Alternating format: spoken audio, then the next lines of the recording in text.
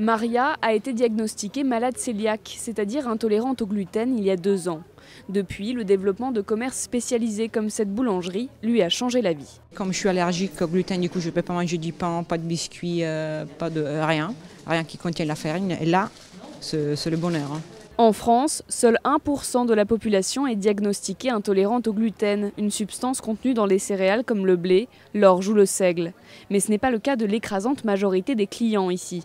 Il y en a qui sont ni intolérants ni allergiques, mais qui constatent tout simplement un mieux-être d'un point de vue digestion, intestinale, en mangeant des pains qui sont sans gluten. Camille, 40 ans, s'y est convertie il y a 6 mois. J'ai remarqué que depuis que je prends du pain sans gluten, comme je mange pas mal de pain, j'ai moins mal au ventre. Mais bon, après, voilà. Je trouve qu'il y a aussi une mode sans gluten, moi qui me gonfle un peu, qui est un peu bobo. Alors justement, cette mode alléchante a-t-elle un réel intérêt pour notre santé ? Elle ne serait pas sans risque, selon ce médecin.